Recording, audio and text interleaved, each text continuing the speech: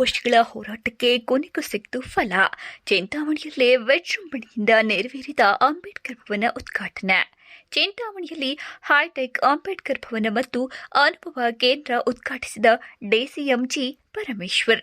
ರಾಜ್ಯದಲ್ಲೇ ಮಾದರಿಯಾದ ಚಿಂತಾಮಣಿಯ ಅಂಬೇಡ್ಕರ್ ಭವನ ತಂತ್ರಜ್ಞಾನದ ಮೂಲಕ ಪ್ರದರ್ಶನಗೊಳ್ಳಲಿದೆ.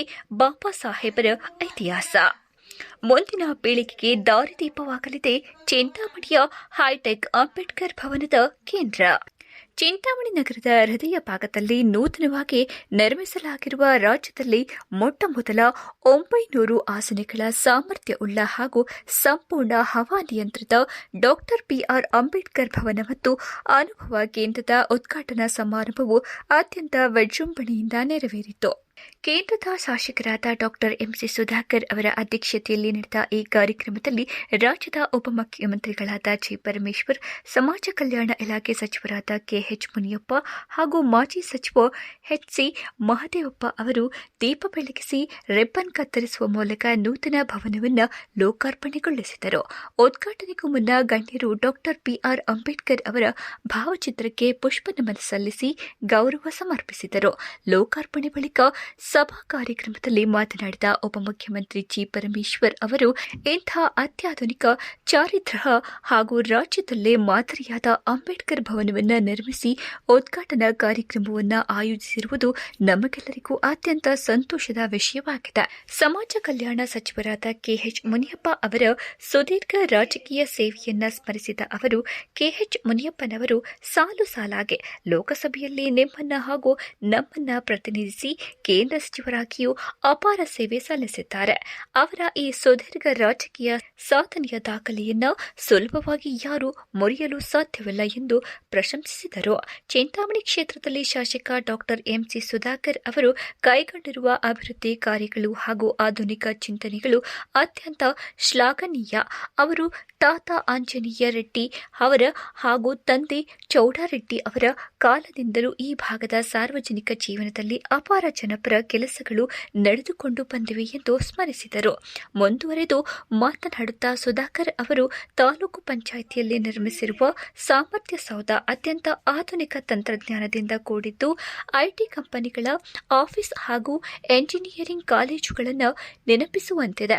ಕಾಗದ ರಹಿತ ಸಭೆಗಳನ್ನು ನಡೆಸಲು ಅನುಕೂಲವಾಗುವಂತೆ ಡಿಜಿಟಲ್ ವ್ಯವಸ್ಥೆಯನ್ನು ಅಳವಡಿಸುವುದು ಅವರ ಮುನ್ನೋಟಕ್ಕೆ ಸಾಕ್ಷಿಯಾಗಿದೆ. ಅಷ್ಟೇ ಅಲ್ಲದೆ ಸ್ವಾತಂತ್ರ್ಯ ಚೌಕವನ್ನು ಅಭಿವೃದ್ಧಿಪಡಿಸಿ ಮುಂದಿನ ಪೀಳಿಗೆಗೆ ಸ್ವಾತಂತ್ರ್ಯ ಹೋರಾಟದ ಮಹತ್ವ ಮತ್ತು ಭಾವನೆಗಳನ್ನು ತಲುಪಿಸುವಂತೆ ಮಾಡಿರುವುದು ನಿಜಕ್ಕೂ ಆಶ್ಚರ್ಯ ಮತ್ತು ಸಂತಸ ತಂದಿದೆ ಎಂದು ಶಾಸಕರ ಶ್ರಮವನ್ನು ಮುಕ್ತಕಂಠದಿಂದ ಶ್ಲಾಘಿಸಿದರು. ನಮ್ಮ ರಾಜ್ಯದಲ್ಲಿ ಇಂಥ ಅತ್ಯಾಧುನಿಕ ಹಾಗೂ ಅದ್ಭುತವಾದ ಅಂಬೇಡ್ಕರ್ ಭವನವನ್ನು ನಾನು ಎಲ್ಲೂ ನೋಡಿಲ್ಲ. ಸರ್ಕಾರ ಹಣ ನೀಡಬಹುದು, ಆದರೆ ಡಾಕ್ಟರ್ ಬಿಆರ್ ಅಂಬೇಡ್ಕರ್ ಅವರ ಜನನದಿಂದ ಹಿಡಿದು ಅವರ ಕೊನೆಯವರೆಗಿನ ಜೀವನಾಧಾರಿತ ಆದರ್ಶಗಳನ್ನು, ಇತಿಹಾಸವನ್ನು ವಿದ್ಯುನ್ಮಾನ ಹಾಗೂ ಕಿಯೋಸ್ಕ್ ತಂತ್ರಜ್ಞಾನದ ಮೂಲಕ ಪ್ರದರ್ಶಿಸುವ ಈ ಪರಿಕಲ್ಪನೆ ಅತ್ಯಂತ ವಿಶಿಷ್ಟವಾದುದು ಎಂದು ಪ್ರಶಂಸಿಸಿದರು. ಮುಂದಿನ ದಿನಗಳಲ್ಲಿ ಈ ಭವನವು ಒಂದು ಪ್ರಮುಖ ಪ್ರವಾಸಿ ಹಾಗೂ ಪ್ರೇಕ್ಷಣೀಯ ಸ್ಥಳವಾಗಲಿದೆ. ಪ್ರತಿಯೊಂದು ಶಾಲಾ ಕಾಲೇಜುಗಳ ಮಕ್ಕಳನ್ನು ಇಲ್ಲಿಗೆ ಕರೆತಂದು ಅಂಬೇಡ್ಕರ್ ಅವರ ತತ್ವಾದರ್ಶಗಳನ್ನು ತಿಳಿಸಿಕೊಡಬೇಕು. ನಾವೇನು ಹೇಳಬೇಕಾಗಿಲ್ಲ, ಇಲ್ಲಿರುವ ಆಧುನಿಕ ತಂತ್ರಜ್ಞಾನವೇ ಎಲ್ಲವನ್ನ ತಿಳಿಸುತ್ತದೆ ಎಂದರು. ಕ್ಷೇತ್ರದಲ್ಲಿ ಶಾಸಕರು ಕೈಗೊಂಡಿರುವ ಈ ಕಾರ್ಯವು ಚಿಂತಾಮಣಿಯ ಇತಿಹಾಸದಲ್ಲಿ ಸದಾ ನೆನಪಿನಲ್ಲಿ ಉಳಿಯಲಿದೆ. ಕ್ಷೇತ್ರದ ಹಾಗೂ ಸಂಘಟನೆಗಳ ಎಲ್ಲ ಜನರು ಶಾಸಕರ ಜೊತೆ ನಿಂತು ಅವರ ಅಭಿವೃದ್ಧಿ ಕಾರ್ಯಗಳಿಗೆ ಸಹಕರಿಸಬೇಕು ಎಂದು ಮನವಿ ಮಾಡಿದರು. ಸಮಾಜಕ್ಕೆ ಹಾಗೂ ಶಾಲಾ ಕಾಲೇಜುಗಳಿಗೆ ಸಂವಿಧಾನ ಪೀಠಿಕೆ ಓದುವ ಪದ್ಧತಿಯನ್ನು ತರುವಲ್ಲಿ ಮಾಜಿ ಸಚಿವ ಡಾಕ್ಟರ್ ಎಚ್ಸಿ ಮಹದೇವಪ್ಪ ಅವರ ಕೊಡುಗೆ ಅಪಾರ ಎಂದು ಈ ಸಂದರ್ಭದಲ್ಲಿ ಸ್ಮರಿಸಿದರು. ಸಮಾಜ ಕಲ್ಯಾಣ ಸಚಿವರಾದ ಕೆಎಚ್ ಮುನಿಯಪ್ಪ ರವರು ಮಾತನಾಡಿ, ಚಿಂತಾಮಣಿಯಲ್ಲಿ ನೂತನವಾಗಿ ನಿರ್ಮಾಣಗೊಂಡಿರುವ ಅಂಬೇಡ್ಕರ್ ಭವನವು ಸುಮಾರು 40 ವರ್ಷಗಳ ಸುದೀರ್ಘ ಹೋರಾಟದ ಫಲವಾಗಿದೆ. ಈ ಭವನದ ನಿರ್ಮಾಣಕ್ಕಾಗಿ ವಿವಿಧ ಸಂಘ ಸಂಸ್ಥೆಗಳು ಮತ್ತು ಹೋರಾಟಗಾರರು ನಿರಂತರವಾಗಿ ನಡೆಸಿದ ಶ್ರಮ ಹಾಗೂ ಚಿಂತನೆಯಿಂದ ಇಂದು ಈ ಭವನ ಲೋಕಾರ್ಪಣೆಗೊಂಡಿದೆ ಎಂದರು. ಸುಮಾರು 20 ರಿಂದ 30 ವರ್ಷಗಳಿಂದ ಮಾದರಿ 5 ಪಂಚವಾರ್ಷಿಕ ಯೋಜನೆಗಳ ಅವಧಿಯಿಂದ ನಂಜುಂಡಪ್ಪ ಸೇರಿದಂತೆ ಹಲವು ನಾಯಕರ ಶ್ರಮದ ಫಲವಾಗಿ ಈ ಕಟ್ಟಡ ರೂಪುಗೊಂಡಿದೆ. ಕೊನೆಗೆ ಎಲ್ಲರೂ ಒಗ್ಗೂಡಿ ಶ್ರಮಿಸಿ ಈ ಸುಸಜ್ಜಿತ ಭವನವನ್ನು ಸಾರ್ವಜನಿಕರ ಬಳಕೆಗೆ ಮುಕ್ತಗೊಳಿಸಲಾಗಿದೆ. ರಾಜ್ಯದಲ್ಲೇ ಇಷ್ಟೊಂದು ಸುಸಜ್ಜಿತ ಹಾಗೂ ಬೃಹತ್ ಪ್ರಮಾಣದ ಅಂಬೇಡ್ಕರ್ ಭವನ ನಿರ್ಮಾಣವಾಗಿರುವುದು ಬಹುಶಃ ಇದೇ ಮೊದಲ ಬಾರಿಯಾಗಿದ್ದು, ಇದು ಮುಂದಿನ ಪೀಳಿಗೆಯ ಮಕ್ಕಳಿಗೆ ಹಾಗೂ ಸಮಾಜಕ್ಕೆ ಅತ್ಯಂತ ಉಪಯುಕ್ತವಾಗಲಿದೆ ಎಂದು ಅವರು ಅಭಿಪ್ರಾಯಪಟ್ಟರು. ಪಿವಿ ನರಸಿಂಹರಾವ್ ಹಾಗೂ ರಾಜೀವ್ ಗಾಂಧಿ ಅವರ ಅವಧಿಯಲ್ಲಿ ಮಾನವ ಸಂಪನ್ಮೂಲ ಸಚಿವರಾಗಿದ್ದಾಗ ನವೋದಯ ವಸತಿ ಶಾಲೆಗಳನ್ನು ಆರಂಭಿಸಿದ್ದನ್ನು ಸಚಿವರು ಸ್ಮರಿಸಿದರು. ತದನಂತರ ತಾವು ಸಮಾಜ ಕಲ್ಯಾಣ ಇಲಾಖೆಯ ಸಮಿತಿಯಲ್ಲಿದ್ದಾಗ ಅದೇ ಮಾದರಿಯಲ್ಲಿ ರಾಜ್ಯದಾದ್ಯಂತ ಮೊರಾರ್ಜಿ ದೇಸಾಯಿ, ಕಿತ್ತೂರು ರಾಣಿ ಚೆನ್ನಮ್ಮ, ಬಾಬಾ ಜಗಜೀವನ್ ರಾಮ್ ಹಾಗೂ ಅಂಬೇಡ್ಕರ್ ವಸತಿ ಶಾಲೆಗಳನ್ನು ಸ್ಥಾಪಿಸಲು ಶ್ರಮಿಸಿರುವುದಾಗಿ ತಿಳಿಸಿದರು. ಈ ವಸತಿ ಶಾಲೆಗಳಲ್ಲಿ 75% ಸೀಟುಗಳನ್ನು ಪರಿಶಿಷ್ಟ ಜಾತಿ ಮತ್ತು ಪರಿಶಿಷ್ಟ ಪಂಗಡ ವಿದ್ಯಾರ್ಥಿಗಳಿಗೆ ಹಾಗೂ ಉಳಿದ 25% ಸೀಟುಗಳನ್ನು ಇತರ ಹಿಂದುಳಿದ ಮತ್ತು ಆರ್ಥಿಕವಾಗಿ ಹಿಂದುಳಿದ ವರ್ಗಗಳ ವಿದ್ಯಾರ್ಥಿಗಳಿಗೆ ನೀಡುವ ಆಯ್ಕೆಯನ್ನು ಜಾರಿಗೆ ತರಲಾಯಿತು. ಆರ್ಥಿಕವಾಗಿ ಮತ್ತು ಶೈಕ್ಷಣಿಕವಾಗಿ ಹಿಂದುಳಿದ ಗ್ರಾಮಗಳ ಭಾಗದ ಬಡ ಮಕ್ಕಳಿಗೂ ಉನ್ನತ ಮಟ್ಟದ ಶಿಕ್ಷಣ ಸಿಗಬೇಕು ಮತ್ತು ಸಮಾಜದಲ್ಲಿ ಎಲ್ಲರೂ ಸೌಹಾರ್ದತೆಯಿಂದ ಬಾಳಬೇಕು ಎಂಬುದೇ ಈ ಶಾಲಾ ವ್ಯವಸ್ಥೆಯ ಮುಖ್ಯ ಉದ್ದೇಶವಾಗಿದೆ ಎಂದು ಪ್ರತಿಪಾದಿಸಿದರು. ಅಧ್ಯಕ್ಷತೆ ವಹಿಸಿ ಮಾತನಾಡಿದ ಶಾಸಕ ಡಾಕ್ಟರ್ ಎಂಸಿ ಸುಧಾಕರ್, 2006ರಲ್ಲಿ ರಾಜ್ಯ ಸರ್ಕಾರವು ತಾಲೂಕು ಮಟ್ಟದಲ್ಲಿ ಅಂಬೇಡ್ಕರ್ ಭವನ ನಿರ್ಮಾಣಕ್ಕಾಗಿ ಕೇವಲ 5 ಲಕ್ಷ ಅನುದಾನ ನೀಡುವಂತೆ ಪತ್ರ ಬರೆದಿತ್ತು.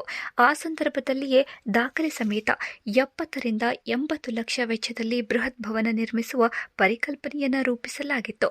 ಆರಂಭದಲ್ಲಿ ಆಶ್ರಯ ಬಡಾವಣೆಯಲ್ಲಿ 7 ಸೈಟುಗಳನ್ನು ಗುರುತಿಸಲಾಗಿತ್ತು.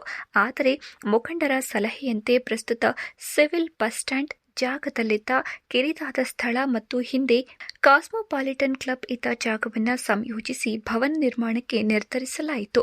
ಚಿಂತಾಮಣಿಯ ಇತಿಹಾಸವನ್ನು ಸ್ಮರಿಸಿದ ಶಾಸಕರು, ಹಿಂದೆ ಕೋಲಾರ ಜಿಲ್ಲೆಗಿಂತ ಮುಂಚಿತವಾಗಿದ್ದ ಚಿಂತಾಮಣಿಯಲ್ಲೇ ಜಿಲ್ಲಾ ಗ್ರಂಥಾಲಯ ಕಾರ್ಯನಿರ್ವಹಿಸುತ್ತಿತ್ತು. ತಮ್ಮ ಅಜ್ಜ ಹಾಗೂ ತಂದೆಯವರ ಕಾಲದಿಂದಲೂ ಈ ಜಾಗ ಅಭಿವೃದ್ಧಿ ಚಟುವಟಿಕೆಗಳ ಭಾಗವಾಗಿತ್ತು ಎಂಬುದನ್ನು ದಾಖಲೆ ಸಮೇತ ವಿವರಿಸಿದರು. ಹಲವು ಅಪಪ್ರಚಾರಗಳು, ಆಪಾದನೆಗಳು ಮತ್ತು ನೋವುಗಳನ್ನು ನುಂಗಿ ಈ ಯೋಜನೆಯನ್ನು ಸಾಕಾರಗೊಳಿಸಿದ್ದೇನೆ.